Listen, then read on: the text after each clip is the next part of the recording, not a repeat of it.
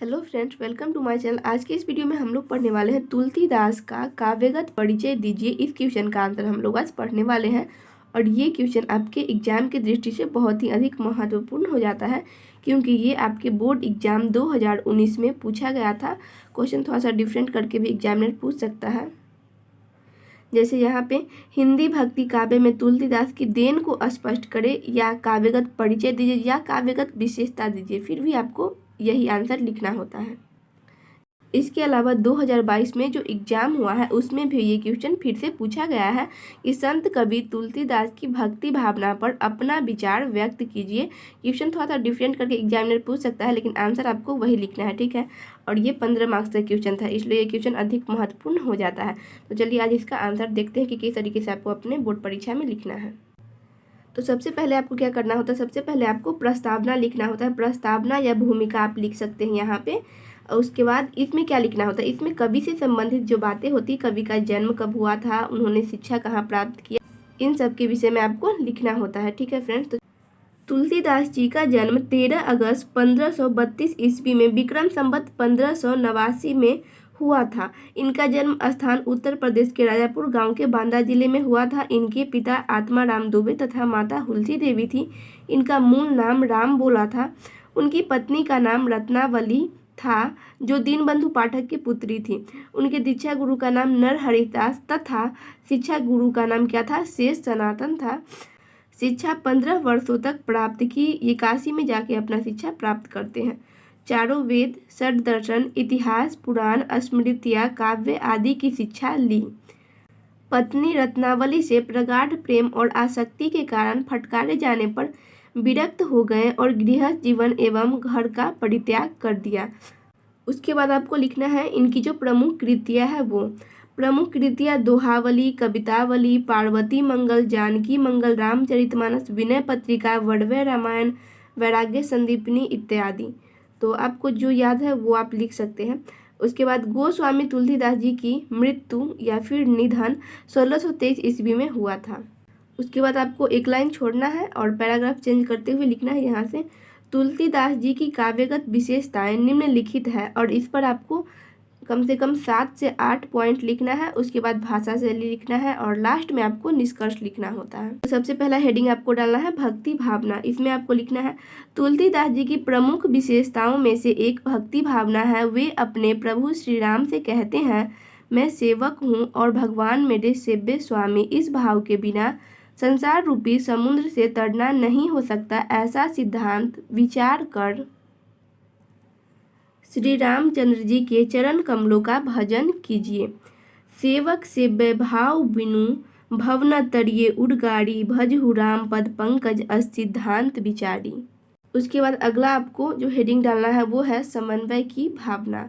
आचार्य हजारी प्रसाद द्विवेदी के अनुसार लोकनायक वही हो सकता है जो समन्वय की भावना रखे या कर सके। तुलसीदास का संपूर्ण काव्य समन्वय की विराट चेष्टा का प्रतिफलन है। शैव एवं वैष्णव, सगुण और निर्गुण, भक्ति और ज्ञान, राजा और प्रजा, इन सभी के बीच उन्होंने समन्वय करने का प्रयास किया है। उसके बाद आपको एक दोहा लिखना है, अगुण अरूप अलख अजजोई, भगत प्रेम बस सगुण सोहोई। आपको प्रत्येक ये पंक्ति जो आप लिखते हैं इसका डिफिनेशन लिखने के बाद आपको जरूर एक दोहा लिखना है, क्योंकि ऐसे देखने से भी अट्रैक्टिव लगता है। उसके बाद तीसरा हेडिंग आपको डालना है और लिखना है नाम स्मरण पर बल।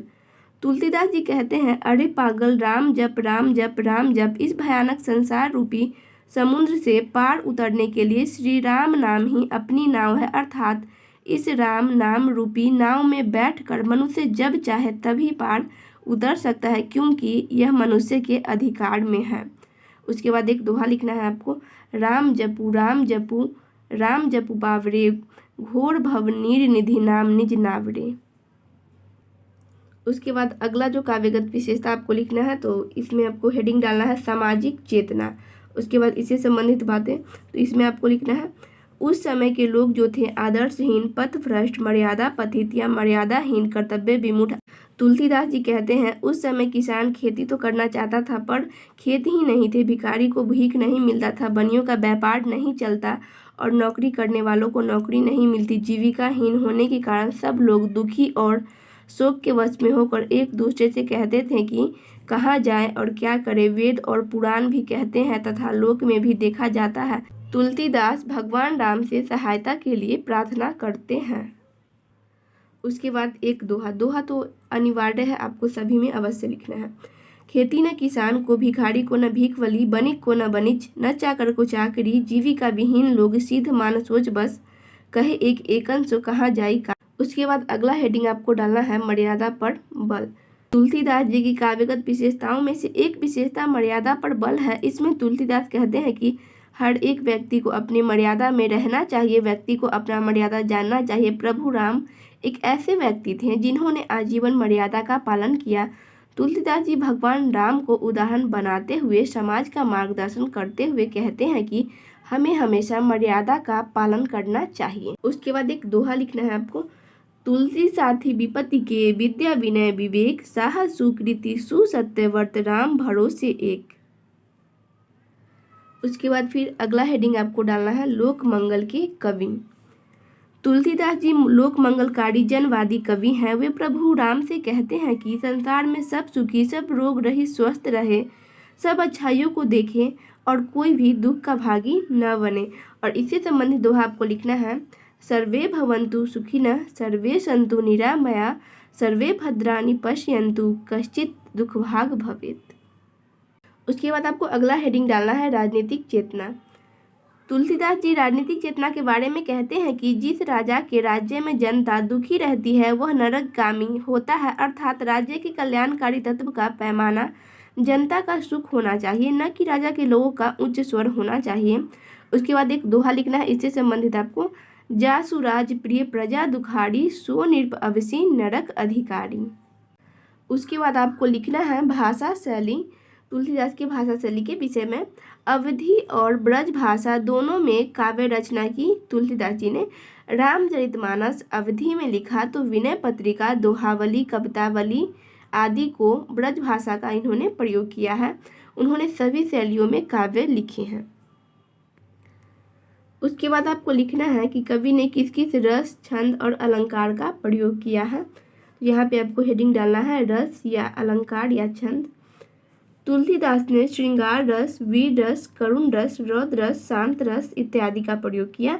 और अलंकार में उन्होंने उत्प्रेक्षा, रूपक तथा उपमा अलंकार आदि का प्रयोग किया। और उन्होंने छंद में दोहा, चौपाई छंद उन्होंने अधिक लिखा है, छप्पर, सोरठा आदि का प्रयोग किया है। और सबसे लास्ट एंड एंड में आपको लिखना है निष्कर्ष। इसके बिना ये पूरा काव्यगत विशेषता अधूरा है फ्रेंड्स, इसलिए आपको ये अवश्य ही लिखना है। और ये ज़्यादा नहीं, 4 से 5 लाइन में आपको लिखना होता है। गोस्वामी तुलसीदास हिंदी के शीर्षस्थ जातीय महाकवि हैं। इनके काव्य पर हिंदी भाषा, साहित्य और समाज को गर्व है। हिंदी समाज और संस्कृति पर इनकी छाप गहरी और अमिट है। उनका महाकाव्य रामचरितमानस हिंदी की श्रेष्ठतम प्रबंधात्मक कृति है। तो आई होप आप लोग को वीडियो इन्फॉर्मेटिव लगी होगी फ्रेंड्स। तो वीडियो इन्फॉर्मेटिव लगी तो वीडियो को लाइक करें, अपने फ्रेंड के साथ शेयर करें एंड चैनल को सब्सक्राइब करें। Thanks for watching this video.